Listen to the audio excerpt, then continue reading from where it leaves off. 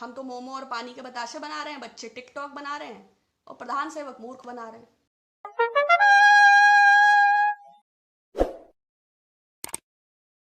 नमस्कार आप सबको, आशा है आप सब अच्छे हैं।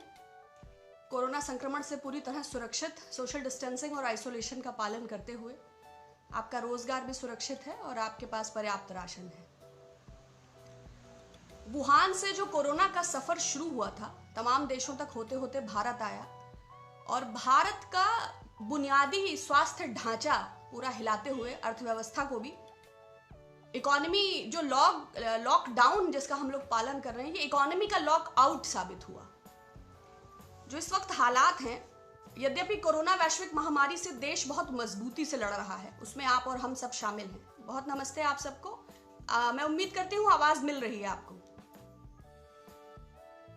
तो पीएम केयर्स फंड में हम सभी लोग डोनेट कर रहे हैं। जो नहीं भी कर रहे हैं तो वो ग्रुप सी हो या ग्रुप डी हो या वो पेंशनर्स हो या वो ज्ञात अज्ञात, even resident doctors association Lady Hardinge Medical College की डॉक्टर का भी कहना है कि हम खुद कोरोना वॉरियर्स हैं, हमारा भी एक दिन का वेतन कट गया। तो पैसा तो ऑब्वियसली सरकार के पास जा रहा है, लेकिन जो सुविधाएं हैं उसका मैं एक जिक्र करना चाहूंगी। 123 जिलों में वेंटिलेटर नाम की कोई चीज नहीं है। 143 जिलों में एक भी सघन चिकित्सा से संबंधित आईसीयू बेड नहीं है। 183 जिलों में 100 से भी कम आइसोलेशन बेड्स हैं। और उत्तर प्रदेश, बिहार और असम की तो बात ही मत करिए, क्योंकि सिर्फ उत्तर प्रदेश के 34 जिलों में एक भी आईसीयू बेड नहीं है। कोई नहीं, 33 करोड़ का हम लोग दिया जलाते हैं, बड़ी बड़ी मूर्तियां बनाते हैं, 2-4 बेड नहीं है तो it's not a very big deal. Madhya Pradesh के 55 में 31 जिलों में एक भी आईसीयू बेड नहीं है। ये पत्रिका की रिपोर्ट है, आई विल पोस्ट इट। कोई नहीं, मध्य प्रदेश में बेड नहीं है, सरकार तो है। अभी 28 विधायकों का मूल्य क्या निर्धारित हुआ था मुझे तो नहीं ज्ञात है। तो ये जो है स्वास्थ्य की स्थिति है, लेकिन आप सिर्फ राज्य सरकारों को इसके लिए जिम्मेदार नहीं ठहरा सकते। कारण ये है कि फाइनेंस सेंटर और फाइनेंस कमीशन मिलकर जो भी सरकार एक बजट, एक राज्य का जो भी उसको अमाउंट निर्धारित करती है, क्योंकि पीएम केयर्स फंड सीएसआर के अंतर्गत आता है, लेकिन जो सीएम केयर करके राज्यों के जो फंड प्राइवेट बनाए गए हैं वो सीएसआर के दायरे में शायद नहीं आते हैं। तो उत्तर प्रदेश को 1,40,000 करोड़ रुपए इस फाइनेंस कमीशन और सेंटर की बॉन्डिंग के अंतर्गत मिलना चाहिए था, लेकिन मिला है 8,255 करोड़ रुपए। तो आप ये क्या आप समझते हैं कि वो दिया जलाएंगे, कि फगुआ मनाएंगे, कि होली मनाएंगे, कि आईसीयू बेड लगाएंगे, कि आइसोलेशन सेंटर लगाएंगे, कि गाय का भोजन सुनिश्चित करेंगे? भाई, सरकार के पास रेवेन्यू जनरेट करने जैसी कोई चीज इस वक्त नहीं है। बिहार को 78,896 करोड़ रुपए मिलना चाहिए थे और मिला है 4,631 करोड़ रुपए। तो आप चाहते हैं कि पूरे देश से वो अपने बच्चों को बुलाएं, कहां से बुलाएं? आप हमारे घर आएंगे, जो हमारे पास आपके स्वागत के लिए उपस्थित होगा वही तो, अब वो काजू कतली है या गुड़ मेरी हैसियत अनुसार होगा। वेस्ट बंगाल को 58,900 करोड़ रुपए मिलना चाहिए था, मगर मिला है 3,462 करोड़ रुपए, जिसका तकादा मुख्यमंत्री ममता बनर्जी कई बार कर चुकी हैं। मध्य प्रदेश को 61,000 करोड़ मिलना चाहिए था, लेकिन मिला है 3,600 करोड़ रुपए। तो राज्य सरकारें क्या करें? प्रोक्योरमेंट के सारे राइट्स केंद्र सरकार के पास हैं। 245 रुपए की किट 600 रुपए में आईसीएमआर किसकी जवाबदेही है? भाई, 524 करोड़ रुपए का राफेल विमान एचएएल से लेकर फ्रांस की एक कंपनी को दे दिया जाता है, लेकिन राष्ट्र सुरक्षा के नाम पर हमें देशवासियों को यह जानने का अधिकार नहीं है कि वो 945 करोड़ रुपए जो बच रहा है, जिसको कमाने में मेरी 200 पुश्तें चली जाएंगी, वो कैसे 900 रात भर में वो कैसे एचएएल से फ्रांस को चला जाता है और 524 करोड़ से 1600 करोड़ हो जाता है। लेकिन ठीक, राष्ट्र हित में हम ये सवाल नहीं उठाएंगे। लेकिन रुपए की किट कैसे तमिलनाडु में 400 रुपए की और 600 रुपए की? तो अगर केंद्र सरकार के पास प्रोक्योरमेंट के राइट्स हैं और वही राज्य सरकारों के लिए सब कार्य कर रही है, तो क्या एक आम भारतवासी को ये जानने का अधिकार नहीं है? या सार्वजनिक मूल्य इसका क्या है, ये सरकार इसको स्पष्ट क्यों नहीं कर देती?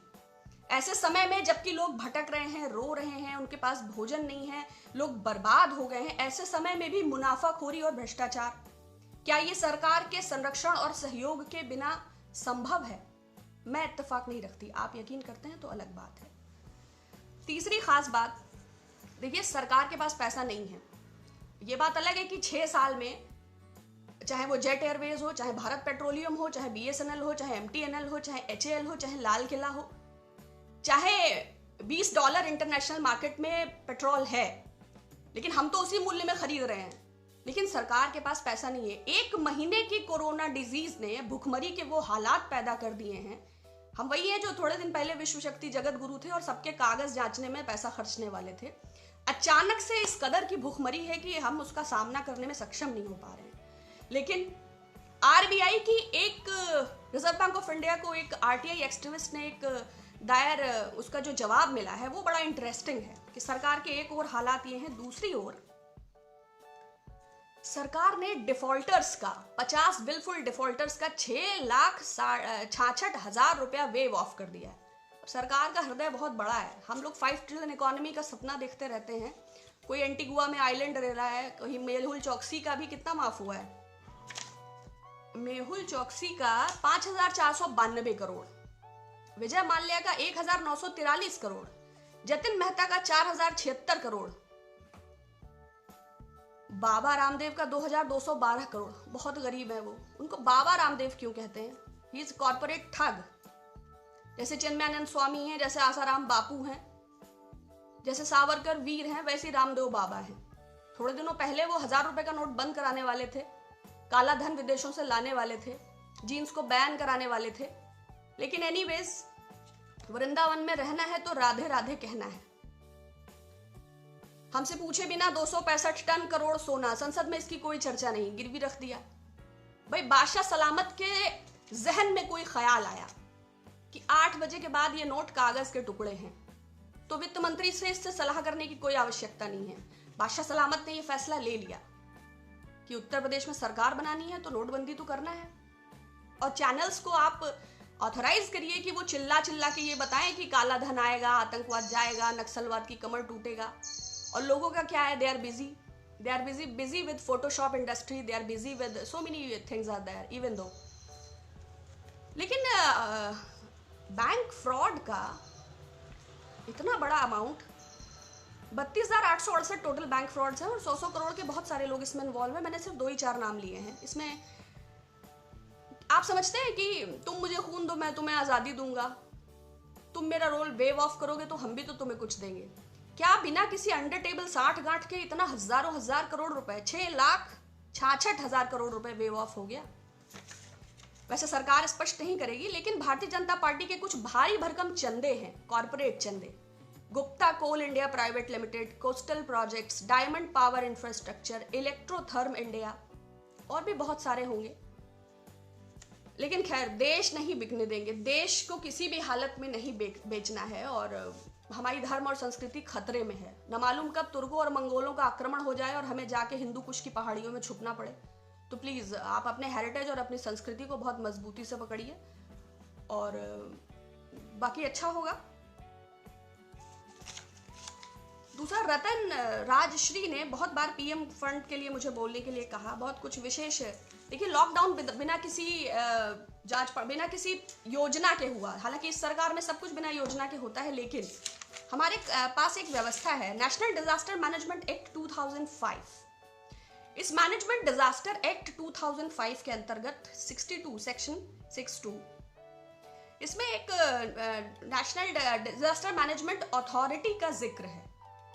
प्राइम मिनिस्टर ऑफ इंडिया के अध्यक्षता में 9 सदस्यीय, एक 9 मेंबर की एक अथॉरिटी, एक कमेटी ऐसी बनेगी, नेशनल अथॉरिटी। उसके बाद एक गवर्नमेंट ऑफ इंडिया के अंतर्गत नेशनल एग्जीक्यूटिव काउंसिल भी बनेगी, जो एक नेशनल प्लान बनाएगी आपदाओं से संबंधित। जैसे केरला में फ्लड्स आया, जैसे अर्थक्वेक आया, जैसे केदारनाथ में हुआ, जैसे केरला में बस्ती, इससे संबंधित कहीं भी देश में कुछ होता है तो राज्य स्तर पर भी और केंद्र स्तर पर भी। अब कोविड-19 जो है ये राष्ट्रीय आपदा है, तो आपको अगर पता हो तो बताइएगा कि यदि ऐसी कोई नेशनल कमेटी, कोई ऐसी नेशनल अथॉरिटी, कोई ऐसी नेशनल एग्जीक्यूटिव काउंसिल जिसने कोविड-19 के ऊपर कोई नेशनल प्लान बनाया हो, जब बनाई नहीं गई तो आपको पता कैसे चलेगा? लेकिन ऐसा हमारे प्रावधान है इसी एक्ट के अंतर्गत धारा N12, इसमें guidelines for basic minimum standards of relief, मतलब आपदा प्रभावित लोगों के लिए आधारभूत shelter, food, drinking water, medical cover and sanitation. अब शेल्टर तो आप देख ही रहे हैं, क्वारंटीन सेंटर्स के वीडियो आप देखिए, डॉग्स की तरह फूड और वाटर उन्हें फेंक के दिया जा रहा है और बहुत सारे मजदूर वहां से भाग भी रहे हैं। जो नहीं भाग पा रहे हैं वो भूखे हैं, वो रो रहे हैं, लेकिन जो फेंक के दे रहे हैं उनकी मानवता पे सवाल ना उठाइए, क्योंकि उनके पास पर्सनल प्रोटेक्शन इक्विपमेंट्स नहीं है।